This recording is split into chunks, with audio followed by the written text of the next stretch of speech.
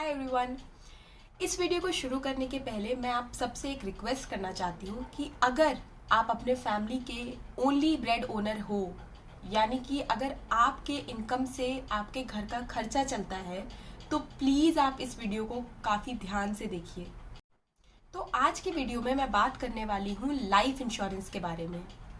Life insurance एक ऐसा product है जिसको आप अपने लिए नहीं, अपने परिवार के लिए लेते हैं, ताकि अगर कल को हमें कुछ हो जाए तो हमारी फैमिली की फाइनेंशियल नीड्स फुलफिल होती रहनी चाहिए।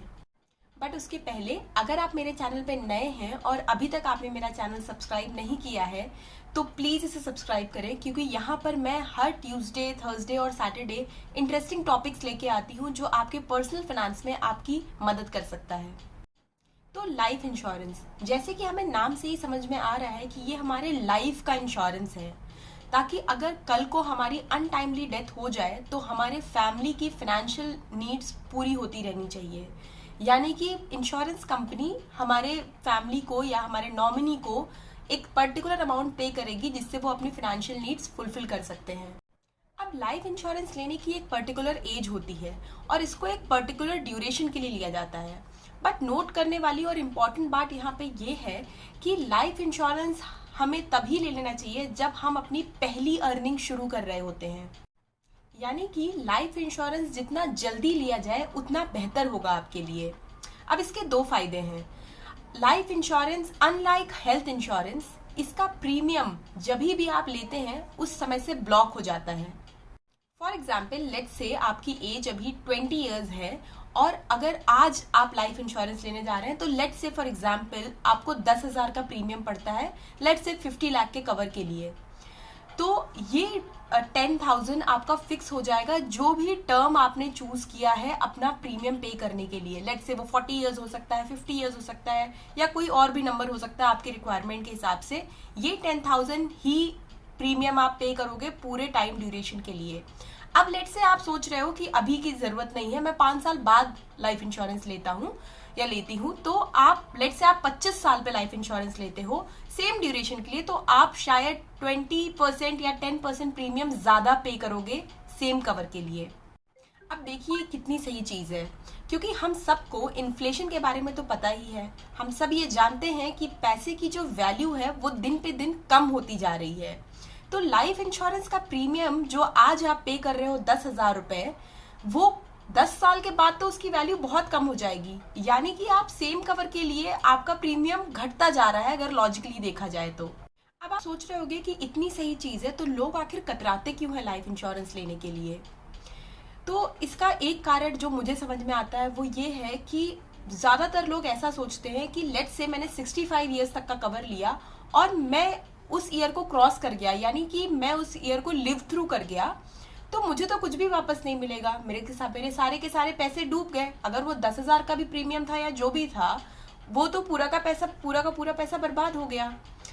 बट आप ये तो सोचिए कि फ्यूचर किसी ने भी देखा नहीं है, राइट।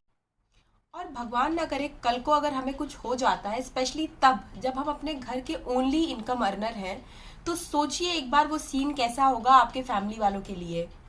और इस मेंटल सेटिस्फैक्शन के लिए आप आखिर पे कितना करने वाले हो, इस सवाल को अगर आप अपने आप से पूछेंगे तो आपको इसका जवाब मिल जाएगा कि एक लाइफ इंश्योरेंस लेना कितना इंपॉर्टेंट है हमारे लिए।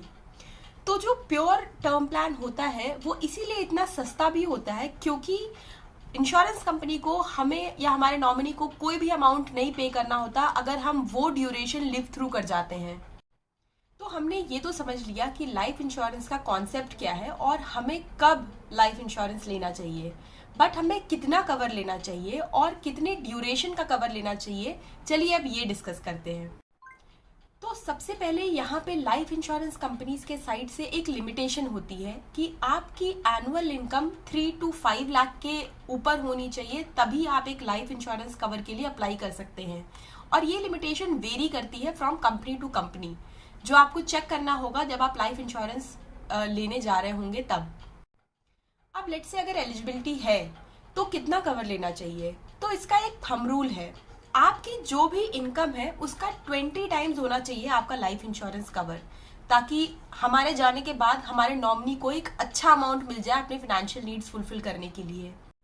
और आपको आपको अपने रिटायरमेंट तक का एटलीस्ट कवर लेके रखना चाहिए।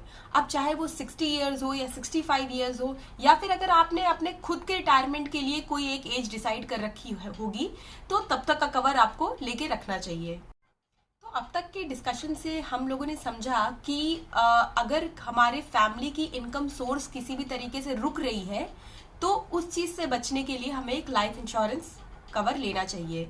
बट इनकम तो और भी तरीकों से रुक सकती है। जैसे लेट्स से कि मैं अपने फैमिली की अगर ओनली ब्रेड अर्नर हूँ या फिर ओनली इनकम जनरेटर हूँ, तो मुझे कल को कोई अगर क्रिटिकल इलनेस हो गई तो मैं डेफिनेटली काम पे नहीं जा पाऊंगी और मेरी इनकम सोर्स रुक जाएगी।